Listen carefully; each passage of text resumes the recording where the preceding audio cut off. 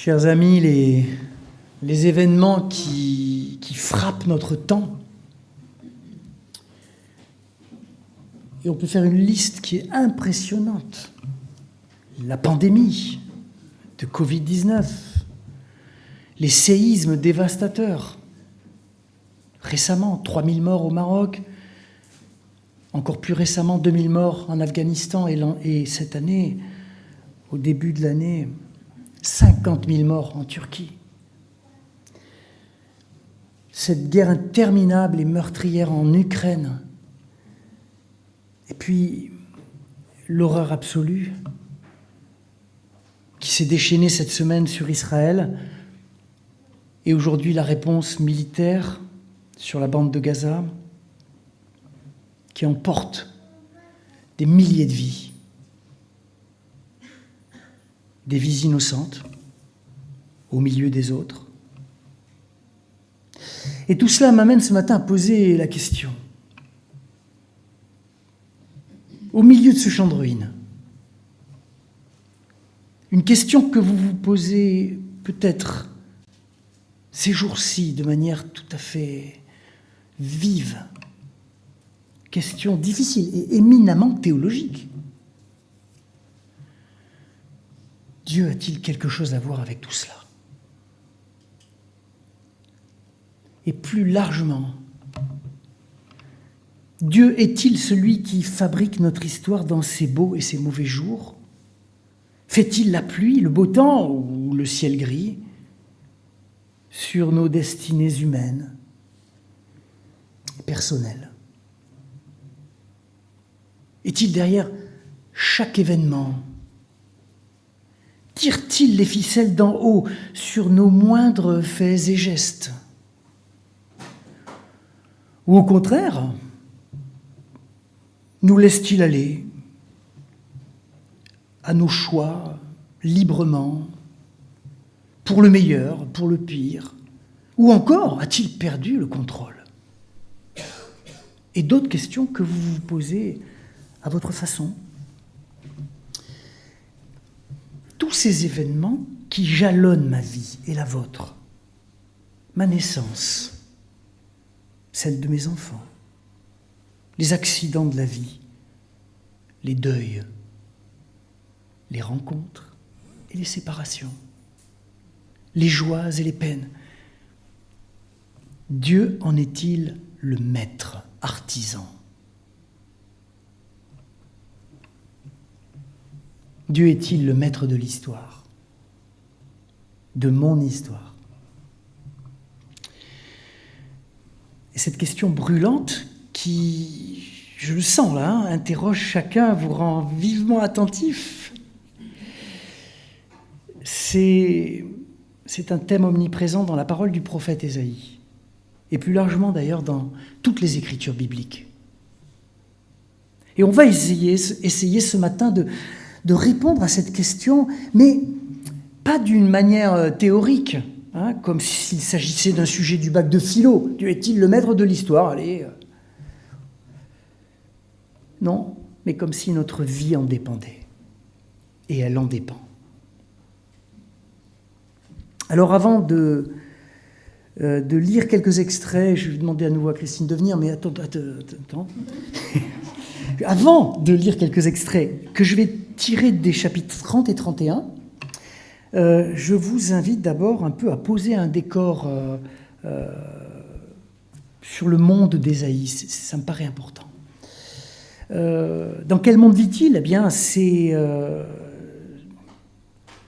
pour lui, pour Ésaïe, c'est quoi l'histoire? On est au 8e siècle, avant Jésus-Christ. On peut mettre même la diapo... super. Et il vit, lui, dans un tout petit territoire, Ésaïe, qu'on appelle la Judée, ou le royaume de Juda, qui se trouve au sud d'un royaume qui a été un petit peu plus grand, qui s'appelle Israël. C'est un tout petit couloir qui relie en fait deux grandes parties de ce qu'on appelle, dans le monde connu de l'époque, le croissant fertile. Vous voyez ce croissant rouge là? Eh bien, ce qui relie les deux parties, c'est la Judée. avec à l'est la Mésopotamie, au nord la Syrie, actuelle Syrie et Irak, et puis et aussi tout à fait au nord la Phénicie, le Liban actuel, et puis au sud l'Égypte. Et là, sur ce tout petit lopin de terre, cette toute petite bande de terre un peu agricole quand même, il y a le Jourdain qui passe pas loin, en plein milieu du croissant fertile en fait, se trouvent les 12 tribus d'Israël, coincées entre deux grandes puissances, économiques et militaires.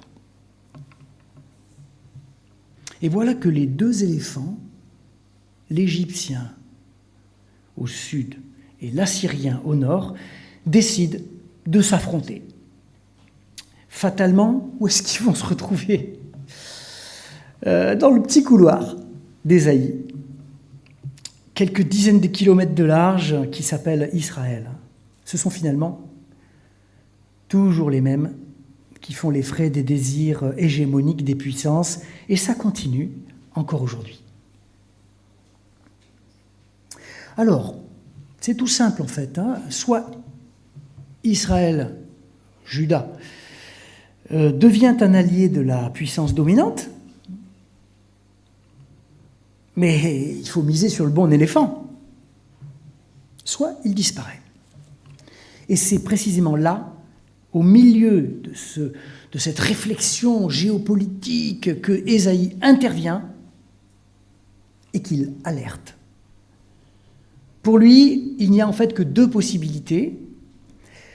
S'allier à Sennachérib, le patron assyrien, le roi d'Assyrie, soit s'allier au pharaon, roi d'Égypte, et devenir dans les deux cas leur esclave. Et l'autre alternative, pour lui la seule, se tourner vers Dieu et faire confiance. Nous lisons.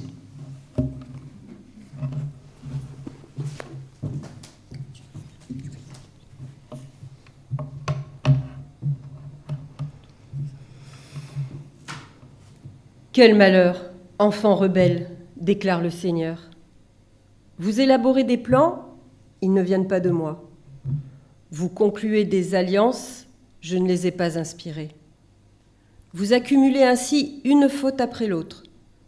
Vous faites le voyage en Égypte, mais sans m'avoir consulté. C'est auprès du Pharaon que vous cherchez protection, c'est à l'ombre de l'Égypte que vous cherchez un abri. Mais la protection du Pharaon ne vous apportera que déception. L'abri que vous cherchez en Égypte tournera à votre humiliation. Voici donc ce que déclare le Dieu d'Israël qui est saint. Vous repoussez ce que je dis, vous vous fiez plutôt à la violence et aux intrigues pour trouver des appuis. Eh bien, cette faute aura pour vous le même effet qu'une fissure se produisant dans une haute muraille. Un renflement apparaît et soudain, d'un seul coup, elle s'effondre. Car ainsi parle le Seigneur Dieu, le Saint d'Israël. C'est en faisant demi-tour et en vous reposant que vous seriez sauvés. C'est dans le calme et la confiance que serait votre force. Mais vous ne l'avez pas voulu. Les Égyptiens ne sont que des êtres humains. Ils n'ont aucun pouvoir divin. Leurs chevaux ne sont que des chevaux. Ils n'ont aucun don surnaturel. Il suffit au Seigneur d'étendre la main. Celui qui secourt trébuche. Celui qu'il devrait aider se retrouve à terre. Et c'est la fin pour tous les deux.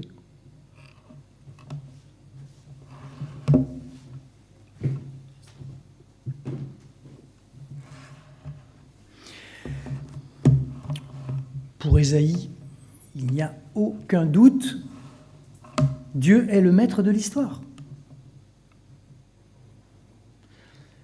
Il lui suffit d'étendre la main pour renverser le cours des choses, c'est ce qu'il dit. S'allier à la puissance égyptienne, ce serait pas seulement faire un mauvais choix géopolitique, Mais ce serait nier la souveraineté de Dieu. L'Égypte n'a pas de pouvoir divin. Dieu seul conduit donc l'histoire. Ésaïe, avec beaucoup d'autres auteurs du Premier Testament, l'affirme avec force. C'est Dieu qui conduit l'histoire. Et quand on lit les écrits du Nouveau Testament, eh bien, on observe un changement de tonalité. Parce que la question ne se pose plus du temps d'Ésaïe et du temps de Jésus de la même manière. Il faut dire que depuis, entre Ésaïe et Jésus, il s'en est passé 3 déferlantes d'occupants différents, tour à tour, venant de l'Est avec l'Empire perse, puis du Nord avec les Grecs, Alexandre le Grand, et puis de l'Ouest avec les Romains. Tout cela a profondément impacté l'espérance d'Israël et sa vision de l'histoire. Et à la question « Dieu conduit-il l'histoire ?» eh bien, on ne répond plus tout à fait de la même manière, on ne répond plus par oui ou par non, mais on a appris à penser l'histoire un peu autrement. Et on va voir ça dans certaines paroles de Jésus. Vous savez, un rapport nouveau, un rapport plus complexe, plus fin peut-être, je ne sais pas comment le dire, avec l'histoire. Par exemple, quand on vient lui demander un jour s'il faut payer l'impôt à César, pour le piéger évidemment, il répond « Vous rendez à César ce qui est à César et à Dieu ce qui est à Dieu ». Vous sentez l'ajustement qui se produit ici dans la réponse de Jésus, un peu comme s'il y avait 2 histoires qui cohabitaient, qui se déroulaient ici-bas. Et puis, on vient aussi lui présenter un malade, un aveugle né, un aveugle de naissance. On lui demande qui est responsable, Dieu, le péché des parents, la faute de cet homme, la rétribution divine, ou encore avec cette tour qui s'est effondrée et qui a emporté la vie d'innocents, de gens qui étaient là. Et là encore, Jésus va se décaler par rapport aux réponses traditionnelles. Il fait même de ces questions-là des impasses théologiques. Il invite ses interlocuteurs à chercher ailleurs. Il leur dit qu'ils sont mal engagés pour trouver des réponses. Il change les perspectives. Donc Jésus nous invite à penser autrement le sens de l'histoire. Et cette nouveauté peut se formuler en 2 phrases, la nouveauté de Jésus. La première est présente partout dans le Nouveau Testament, c'est une affirmation constante. Dieu vient. Et cette conviction de la venue de Dieu a un peu déplacé les anciennes certitudes. Si Dieu vient, c'est qu'il n'est pas en permanence aux commandes de tout ce qui arrive. Que le monde n'est pas sous le contrôle immédiat, permanent du divin. Mais qu'il est, puisqu'il vient, au bénéfice d'une promesse qui se situe devant. Et Dieu veille à ce que le monde subsiste, se maintienne, même dans la souffrance, jusqu'à ce qu'il vienne, jusqu'à cette venue. Une venue qui surprendra le monde entier, par sa fulgurance et aussi par son éclat. On l'a entendu ce matin. Il viendra comme un voleur dans la nuit. Et cette venue sera non seulement un aboutissement de l'histoire, mais un dévoilement, une rupture radicale avec l'histoire humaine. il y aura de nouveaux cieux, une nouvelle terre. Dieu n'est donc pas celui qui agit en sous-main ou en surplomb, qui tire les ficelles d'en haut sur les moindres faits et gestes des petites et des grandes histoires de notre planète, mais il ne s'en désintéresse pas non plus. Il y est présent, mais d'une manière qui nous échappe, qui n'est pas évidente. Soyons, et d'ailleurs c'est peut-être un appel à la prudence, soyons un peu prudents quand nous commentons l'actualité, Bible à la main. Et la deuxième affirmation du Nouveau Testament est tout aussi forte, et peut-être même encore plus forte. Dieu ne fait pas que venir un jour.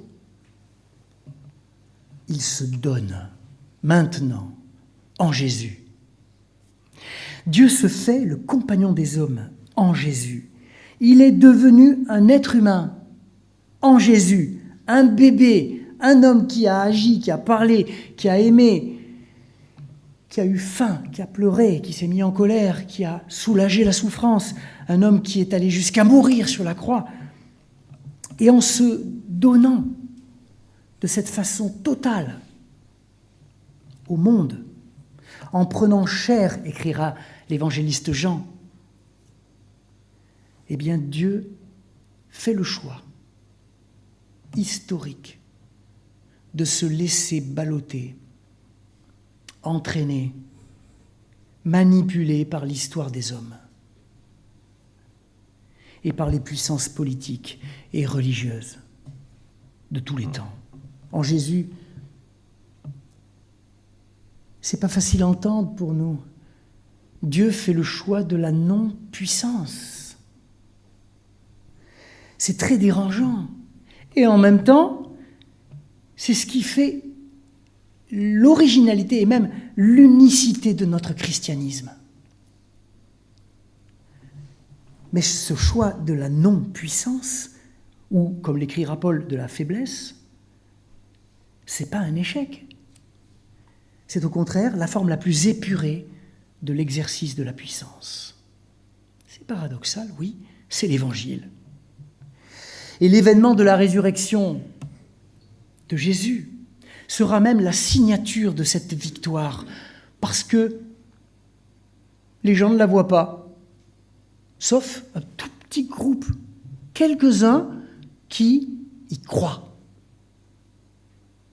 Seuls les croyants auront accès à cette révélation puissante. Cette résurrection n'est pas une évidence. Vous n'avez qu'à voir les compagnons d'Emmaüs, enfermés dans leur lecture de l'histoire, pour percevoir cette présence vivante, active de Dieu dans l'histoire, du Dieu qui se donne. Et pour la vivre aussi comme une réalité, eh bien, il faut avoir la foi. Et non pas du savoir. En Jésus, Dieu n'est plus devant son céleste ordinateur de contrôle. Il se donne, c'est-à-dire qu'il plonge, qu'il s'immerge dans notre monde, dans ma vie, dans mon histoire. Alors je reviens à notre question. Dieu est-il le maître de l'histoire ? Et je reçois des Écritures 2 messages qu'il n'est pas facile d'harmoniser, de concilier, que je dois pourtant tenir ensemble. Oui, il en est le maître, mais d'une façon que je ne comprends pas, qui m'échappe. En tout cas pas à la manière des maîtres et des puissants, mais à la manière, et cela j'en suis sûr, à la manière du serviteur. Et si l'on maintient que Dieu dirige l'histoire de main de maître, c'est difficile de dire cela comme ça. Qu'est-ce qu'on fait de la Shoah et de ces 5 millions de morts ?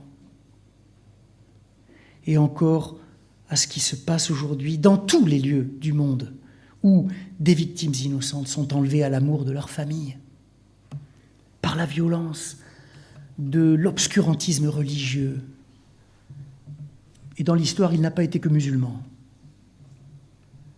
Du totalitarisme politique,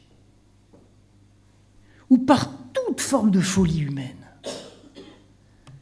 Dieu donne-t-il sens et valeur à cela ?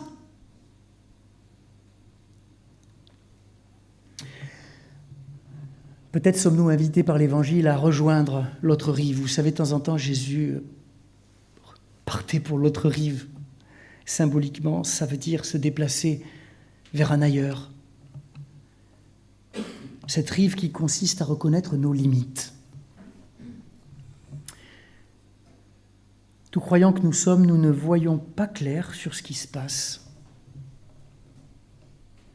Nous n'avons pas réponse à tout. Et ça, c'est peut-être le témoignage qui manque dans ce grand concert de certitudes médiatiques, informatives, que les réseaux sociaux, la télévision, etc., nous abreuvent, dont on nous abreuve tous les jours. Eh bien, c'est peut-être un témoignage à assumer l'humilité de dire, dans les discussions de comptoir dans lesquelles nous sommes tous plus ou moins engagés actuellement, de dire que nous ne savons pas lire ce qui se passe. Avons-nous l'humilité de dire ça ? Contrairement à tous les prophètes du web et des réseaux sociaux, tous ces sachants qui expliquent tout à l'instant T, quitte à dire le contraire le lendemain, avec le même brio, sans jamais faire amende honorable, dire « je ne sais pas, mais je crois ». Ne serait-ce pas le chemin étroit, le chemin inconfortable sur lequel les Écritures, avec Jésus et Ésaïe, nous invitent à marcher ? Ce que je crois, oui, c'est que Dieu a plongé dans l'histoire du monde de manière décisive, solidaire, sans autre puissance que celle de son amour, de son renoncement à la puissance, et qu'il nous y accompagne. Je ne sais s'il pourra éviter que je reçoive un jour une balle ou un immeuble sur la tête. Mais ce que je crois, c'est qu'au cœur des violences les plus abominables, les plus absurdes, il se tient au plus près des victimes. Oui, Dieu se tient là où je suis, au cœur de mon histoire, celle que je choisis ou celle que je subis. Et il me fait la promesse de sa venue. Il vient recueillir l'histoire des hommes pour que rien de ce qui est beau, ce qui est vrai, ce qui est juste ne se perde.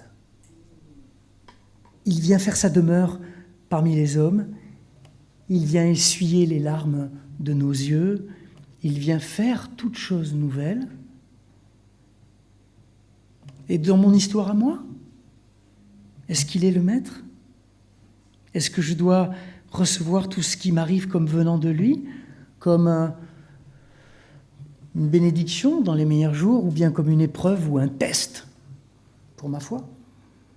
Je ne peux répondre que pour moi ici. À tout ce qui est beau, vrai, joyeux, juste, source de paix et d'amour. Tu as commencé par la joie ce matin et la paix. En moi et autour de moi, je n'ai qu'une pensée, celle de la reconnaissance pour Dieu. J'y vois la main de Dieu agissante. Quant au reste, je ne sais si c'est le fait de sa volonté, mais ce que je sais, c'est qu'il m'invite au cœur des situations les plus difficiles à m'abandonner à son salut, à y découvrir le secret de sa présence fidèle et à y puiser la force de vivre et de continuer la marche. Dieu ne protège pas l'homme de la foudre, a écrit un théologien, mais il est avec l'homme foudroyé. Voilà ma seule certitude, sœurs et frères, sa présence et sa venue. Elles seules remplissent ma vie de confiance et de paix. C'est la parole qui est lue ce matin, la parole d'Ésaïe qui résonne, peut-être d'une manière nouvelle ce matin, je ne sais, je l'espère, comme une bonne nouvelle. C'est dans le repos et la confiance que sera notre force. La confiance en lui, ou la foi, et le repos comme source de salut. En lui seul. Vous l'avez compris quelques instants ? Viens, Seigneur, unique source de ma foi. Viens me donner du repos, ton repos. Sois ma force et ma vie dans les jours faciles et dans l'épreuve. Je t'en prie. Toi, le Seigneur de mon histoire, sois le maître de mon histoire, toi, le serviteur de mon histoire. À toi seul, je me confie. Je remets mes inquiétudes, mes souffrances. Je me réfugie en toi pour pouvoir vivre dans ta présence tout ce qui est là, devant moi. Amen.